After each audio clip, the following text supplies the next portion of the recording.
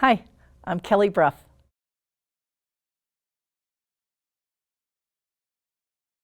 I grew up in Montana. I went to college in southern Montana, which is Montana State University in Bozeman, and then I moved to Denver in 1986. I got married just before I left Montana, my husband and I.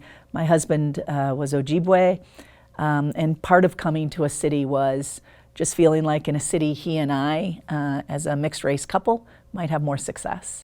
And it was a really wonderful, it really was. Denver had a lot of promise for us, and Denver delivered on the promise. I was a counselor with young women who'd been adjudicated in the criminal justice system. They were in a residential treatment center, and I counseled them to try to help them turn their lives around. I think what I discovered is maybe we've all been pretty close to the line that could have resulted in some of those decisions for ourselves, but also how beautiful these young women were, and that we are products of our environment. And in a structured environment, they could be really successful. But often if they went back to the environments they were trying to manage and live in, they weren't. And I think it just made me realize how hard it is to really change people's lives, emotionally hard on the person trying to do the work too.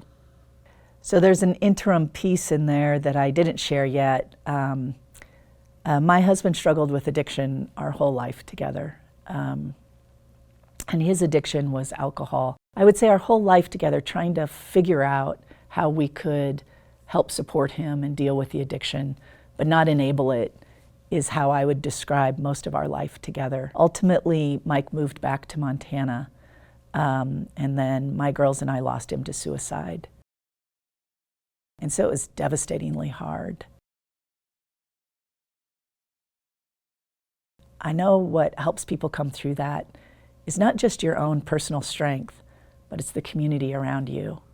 And I think that connection to running today, I think I look around our city and I see people struggling with many of the issues that my family has struggled with.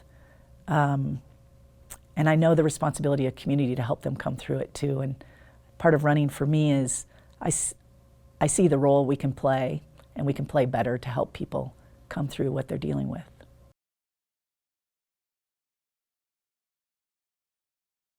Hopeful and inhumane are my two.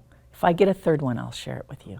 I think for me in Denver today, we have people living in conditions that I think are just inhumane, and I don't think anyone can escape agreeing or seeing the people and the lives that they're trying to navigate, and it feels inhumane. I say hopeful though, because on the heels of that, I know we're capable of doing better than what we're doing today for everyone in our city. And in particular, people who are unhoused, which is who I think today is most inhumanely treated. But I also know it's possible, and I believe it in my heart.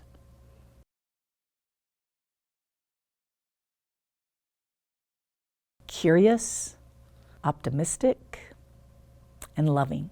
I was a personnel analyst once in my career for the city. So I evaluated an equipment operator's job, and he said, "I don't think you really understand this job." And I said, "I don't, but I'm going to take the city's commercial driver's license course and get my CDL."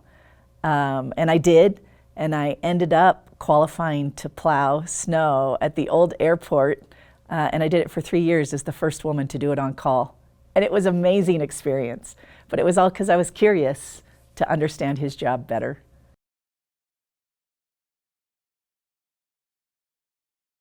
I'm gonna pick my dad. My mom, had to navigate life with 2 young kids as a single mom, but she met a man that she married, who's my dad today, and he officially adopted me when I was about 9 years old, which is the first time he changed the course of my life. He's probably the most loving person I've ever met in my life. He's who encouraged me to run for mayor, because I wasn't going to. My dad was dying 18 months ago, and it was my dad who said, "I'll never forgive you if you don't get in this race because of me." I would just have to say he's my hero, because he knows what you need often before you know what you need, and he gives it to you.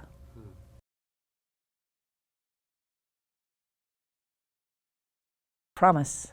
I want to restore the promise of Denver for everybody.